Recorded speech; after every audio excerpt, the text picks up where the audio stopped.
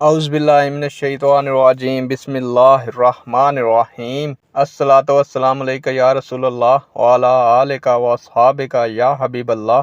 अस्सलामु अलैकुम मुअज़्ज़ज़ नाज़रीन व सामीन। अल्लाह ताला से दुआ है कि अल्लाह ताला आप लोगों को खुशो खुर्रम रखे और आप लोगों की तमाम तकालीफ परेशानियों को दूर फरमाए।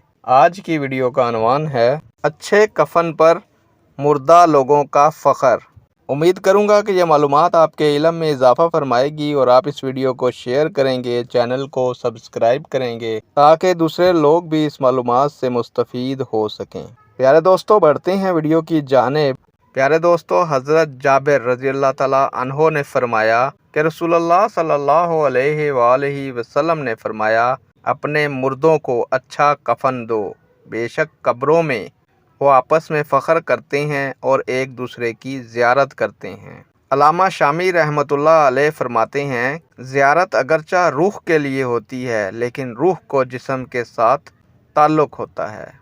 इसी तरह हज़रत अनस रज़ियल्लाहु ताला अन्हो फरमाते हैं कि रसूलुल्लाह सल्लल्लाहु अलैहि वसल्लम ने फरमाया, जब तुम में से कोई अपने भाई का वली बने तो उसे चाहिए कि वो इसे अच्छा कफन दे, बेशक वो मुर्दे अपने साथियों में बाहम ज़ियारत करते हैं। सुबहान अल्लाह। नेक दुआओं के साथ आपसे इजाज़त चाहूँगा। अल्लाह ताला आपका और मेरा हामी और नासिर हो। अल्लाह हाफिज़।